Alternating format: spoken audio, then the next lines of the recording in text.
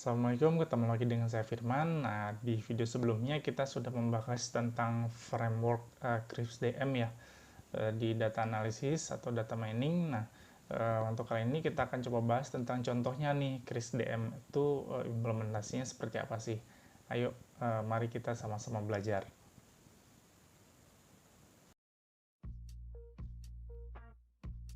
Nah, tadi di framework CRISP-DM itu kan ada yang namanya, yang pertama langkahnya itu adalah business understanding ya, kemudian yang kedua itu data understanding, yang ketiga itu data preparation, kemudian yang keempat modeling, yang kelima evaluation, nah yang terakhir itu adalah deployment datanya.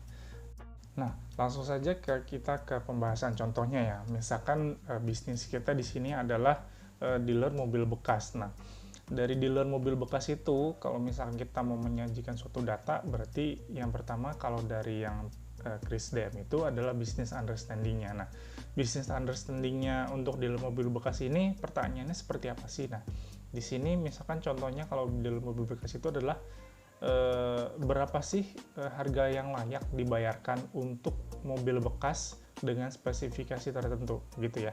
Jadi kalau misalkan bisnis mobil itu kan berarti yang ditanya tuh harga mobilnya itu seperti apa sih. Nah, kemudian apa saja sih faktor-faktor yang mempengaruhi harga mobil bekas tersebut gitu ya, biar bisnis kita itu makin efisien. Nah, setelah pertanyaan dari business understanding-nya itu didapat, kemudian selanjutnya adalah data understanding-nya gitu ya. Nah, data understanding-nya di sini adalah kita misalkan ada data dari hasil survei yang kita telah kumpulkan, misalkan mengenai harga mobil, kemudian mereknya, kemudian tahun pembuatannya, mesinnya, dan lain-lain gitu ya.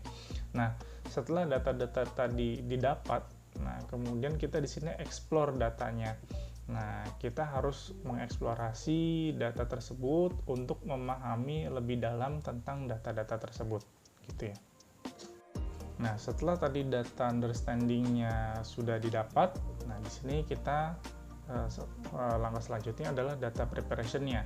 Nah, setelah tadi data surveinya sudah kita dapatkan, nah di sini untuk data preparation-nya tentu saja yang pertama adalah membersihkan data-data tersebut dari inkonsistensi, kemudian kesalahan input dan missing value. Nah, jadi di sini kita bersihkan tuh data-datanya dari ketidakkonsistenan, kemudian dari kesalahan-kesalahan input gitu ya, pengetikan, kemudian misalkan dari nilai-nilai yang salah gitu, misalkan harusnya mobil A harganya segini, tapi misalkan kita salah input mobil A harganya misalkan B, harusnya mobil A harganya A gitu ya. Nah, kemudian kita juga harus mempersiapkan datanya ke dalam format data yang dapat diolah oleh komputer atau misalkan dapat diolah oleh software yang kita gunakan misalkan. Nah, setelah datanya sudah kita siapkan, datanya sudah di preparation, nah kemudian kita di sini baru menentukan modelnya atau modelingnya. Nah, di sini kita misalkan membangun model regresi gitu ya di statistik untuk memprediksi harganya.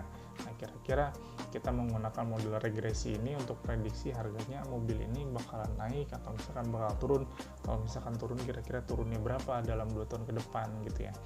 Kalau misalkan anjlok tidak terlalu buruk, atau misalkan kita beli mobil yang ini kira-kira untungnya berapa gitu.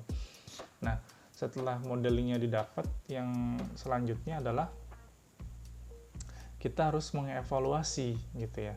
Nah, dari model di atas yang tadi itu kita bisa memilih model dengan metrik RMSE terbaik gitu ya.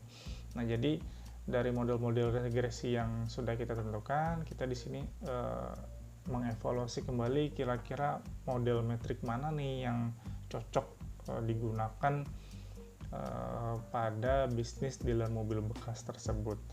Nah, setelah dievaluasi datanya sudah oke, nah barulah saatnya di sini kita mendeployment datanya kepada stakeholder yang tadi kita bicarakan. Nah, di sini misalkan kita menerapkan model yang digunakan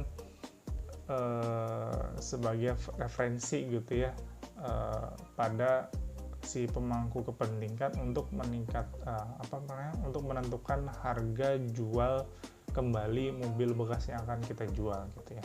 Nah, jadi setelah dievaluasi, datanya tersebut harus segera diberikan kepada stakeholder, tentunya sudah dalam bentuk laporan yang mudah dibaca gitu ya. Nah, agar si pemangku kepentingan ini bisa menerapkan nih, kira-kira kalau misalkan kita beli mobil ini untungnya berapa di tahun depan, kita misalkan taruhlah mobil A gitu ya, mobil A ini harga yang kita beli berapa gitu ya, kemudian nanti kita bisa jualnya berapa lama. Nah, dalam rentang waktu antara pembelian dan penjualan kembali itu kan ada cost untuk mobil itu menginap gitu ya.